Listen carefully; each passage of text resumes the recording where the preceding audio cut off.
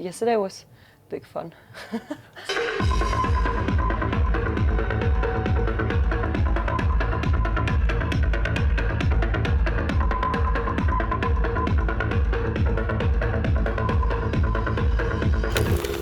So as we were discussing before we started this interview yesterday, actually all hell broke loose at the hunger stage, and I wanted to ask you, like, when it comes to like this kind of 3-hour sets, especially maybe in this context, since this is a festival, do you maybe approach things differently? Say instead of maybe when you're playing at Berghain and stuff like that, or is like the structure of your set pretty much the same? Yeah, I think like even if Berghain is like such a special thing, I put a lot of work into every set. It's the same for me.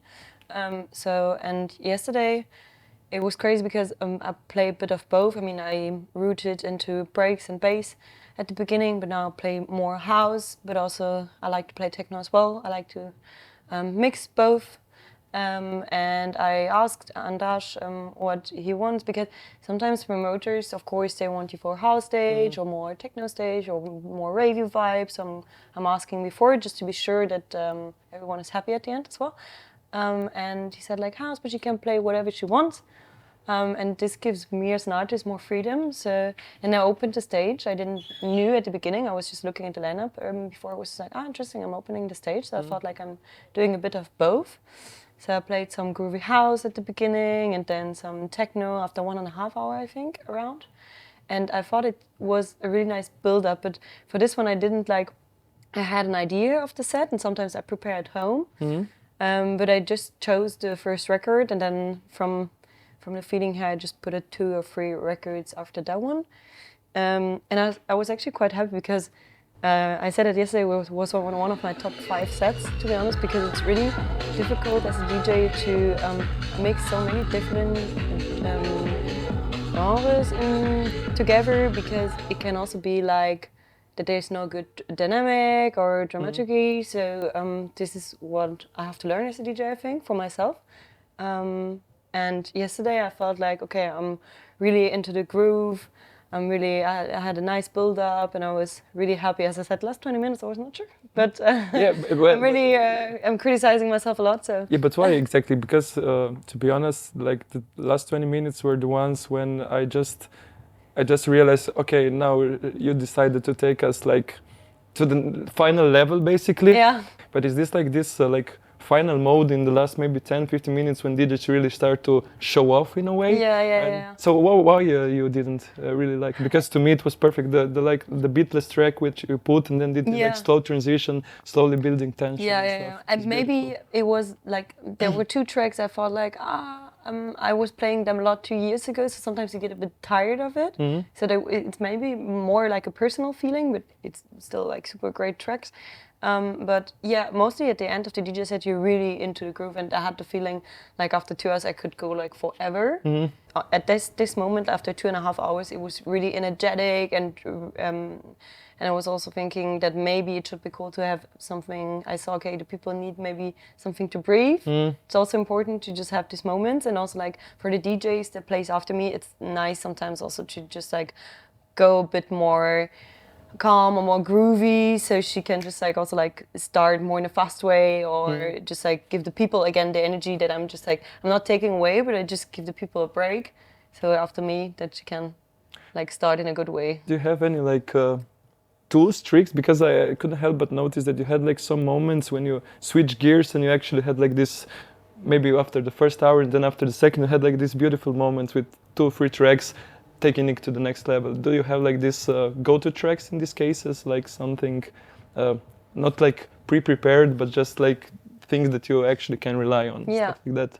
Yeah, for sure. I have like maybe 1 or 2, maximum 3 key records where I know, okay, maybe I want to show or give the people the feeling, now we're just gonna like party really hard. Now you can just like free yourself from everything, from the day before, from your work, from whatever, just dance. So this, yeah, for sure I have 2 or 3 tracks, but I'm very limited as I'm only vinyl DJs. Well, sometimes it also like the key tracks doesn't work so good. It really depends on the crowd and on the vibe. I think it's also like a mixing thing.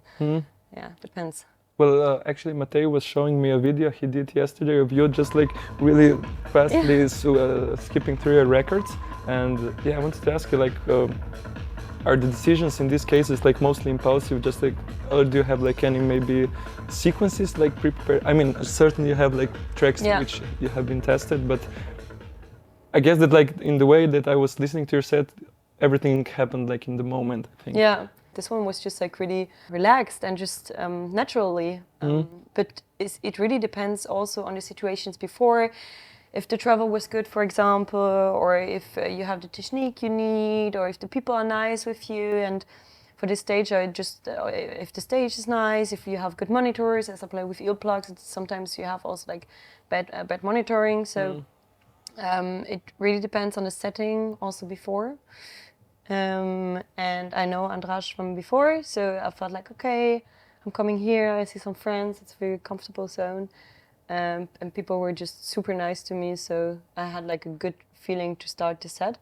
But yeah, yesterday was definitely very special because it went so good for me as well. I was also like enjoying myself so much, and I was so surprised after. I was just like, oh wow, this was actually a perfect merge into so many different styles of music, from dancehall to house to groovy to vocal stuff, into techno ravey going down again. And yeah, sometimes you just match good with the crowd and the energy. Yeah, it doesn't happen so often. I mean, you see on Instagram always like this so hyper 50 seconds video. Exactly. I mean, I'm also doing it, of course, but sometimes it looks in that these specific moments are sometimes so short and not so often in DJ sets. And yesterday it was not about like, of course, people were just like raising their hands and just like jumping and everything, but it was more that the feeling that people were just like this, like just into the groove, and that I enjoy more at the end. No, but to be honest, like I had at least 5 moments when I was like, okay, I have to go down and rest and sit down a little bit, but you just kept delivering, and actually we stayed like from the first track to the last, so wow. which is something doesn't happen often, especially if it's a 3-hour set. Oh, so crazy! Really, it's long. It's amazing to hear. It's what I want to reach, that point that people just think about nothing, just about like being with the music. Exactly. And just like also not focusing on me as a DJ, but just focusing on the tracks, on the set and the room and the crowd, and just yeah, thank you. It's the best compliment. No, I mean, in terms of energy, do you still like this context of maybe 200 capacity club? Is there like a difference for you as well as a DJ in this in terms of like absorbing energy of the space? And smaller clubs are definitely, or rooms are easier than big ones, because it's also like about the DJ booth. I was not much higher as the crowd, so that was actually quite good. You liked it, that this, like, there's no it's a better distance. Energy when you have the feeling that you're on the same position as the crowd. So yeah, and festival, I mean, there was just like one it sounds so cliche, but there was just like one really big stage where I really felt the connection to the people, and it was Fusion on Turmbühne. It's just like this 50,000 big stage thing, and normally I don't like it so much, but I never played such a set. I was preparing that one really, really good, to be honest. But yeah, it's way easier to connect with a crowd when the club is smaller and the amount of the people on the dance floor is smaller. But yeah, it's also the best when you're at the same level as the people. Is when you also like speak to someone, you also have like a different vibe. If you're like, if I would stand now on this thing and talk to you, it would be different than now. Now we're sitting next to each other, so yeah, it has a better vibe for both of us, for the crowd and for me as a DJ. What about like coping with basically or like keeping pace with your career, because you've been like you grew really fast in the past 2 years, so on like more maybe on an emotional level, like a personal level, how do you cope with this? Because I guess it gets a bit tiring for you in terms of like traveling and also like not sleeping and stuff. Because you're still a student as well. Yeah. So how do you like? It's crazy. You have two roles, like two different lifestyles. sometimes it feels like having two different identities. So it's sometimes hard to connect both to each other. But I like to do both, even if it's exhausting. Even if I wouldn't recommend it, because everyone is working too much, I think. And I think, I mean, I talked with another female artist about it because she grew really fast as well, and she was also really young. When I look around me, most of my colleagues are not much older, but older than I am. And if you think, I'm 25, 25 is like the worst age, I think, right now, because you're in such a big transition with everything in your mind. You're just like, okay, what do I want to do with my career? What about my studies? Where do I want to be in the future? And emotionally, the transition in between gigs are really hard. The gig itself is okay. It's fun because someone said I had a set after Sven Feth in Dresden weeks ago. He's such a big legend for me, and he said I'm not paid for DJing. I'm paid for the transition in between, and I thought okay, this is kind of real. This is true, because you spend so much time alone on the airport, on the train station. I miss my friends. Every Friday you're in different cities and you come back on Sunday, you're really drained. Also the travel is really exhausting. But I still feel as well that it's a super big privilege to do this job. People pay me so I can come and perform and play the music that I like, and so I can share it with the people. So, you have both sides. And I think in the electronic music scene recently, people talk more about mental health. It's also more discussed in the society, so that's good. It's not about complaining, but it's showing maybe the real side of the job. So young people are aware where they step into it. Because for me, I was not aware of that it's going to be so intense. But I think it really depends how fast you grow. For me, it was really, for my personal feeling, it was really fast. So sometimes so many good things are happening and I can't really, my mind is emotionally not so fast to just understand what's actually, I can't really rest, and on Sunday I'm just oh wow, that was amazing. I can just rest and think about what happened, because 5 days or 4 or 5 days after the gig I'm already just going to the next gig. Actually, a young artist your age, DJ and producer, he told me the same thing, basically, that he doesn't have time to actually process and analyze stuff. He just keeps on riding the wave now that especially this is the year, so you have to, as we know, the electronic music scene is very volatile and things change quite fast, and you can be a star one day and be forgotten the next day. So it's true that you have to use all your potential. Yeah, there's for sure a big pressure on young artists, especially because I think it's easy or it's difficult or can be dangerous if you start to compare yourself to others. And social media is not the real world. Not every set is great. Not every set is the best set you ever played. It's not best crowd ever. Yeah, it's really it's something like yesterday is really special, and I think you have to keep that in mind when you're doing that job. So yes, but I think it's not about comparing yourself to others, but when I have time I go to other DJ sets because I learn so much from other DJ colleagues, how they build up a set, how they mix, about the selection. It's I would really recommend it if you have the power to go to another set, do it, because it's so important also for your own learning.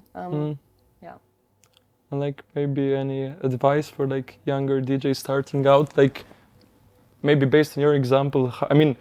Nowadays there are basically more DJs than ever before in the history of the world, and especially with as we were discussing, the focus on social media is really strong. And I honestly, I might sound like a boomer, but I do think that maybe younger DJs, then maybe they have they think too much about this maybe visual aspect and representation than maybe the selection itself, or maybe this this process of developing your taste has been a bit fastened maybe, or what do you think?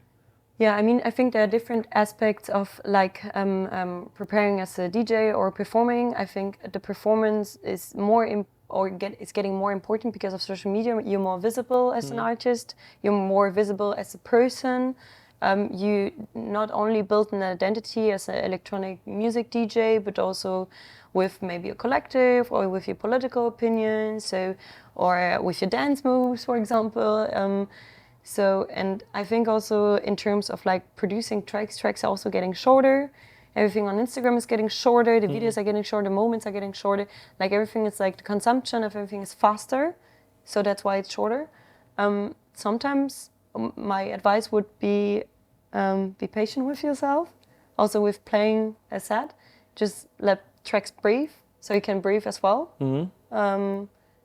Yeah, and because of course sometimes there are moments where you feel like, okay, this is like just a tool record or a tool to, like a track that I play because it's just a tool for the set, so you can just like mix fast. But I try to be more patient with myself as a person when it comes to the career. So just like to step back if I feel it's too much. But also in terms of mixing and DJ sets, I'm just like, okay, I need to let myself breathe. Also the people. So to enjoy more the moments as well. So yeah, being patient maybe would be the advice. Yeah. Okay. I think we learned a lot of things today. So thanks a lot, Marie, for taking your time for us. And I guess we should go to the big stage now because one of the greatest back-to-backs is... and playing. I'm very much looking forward to that.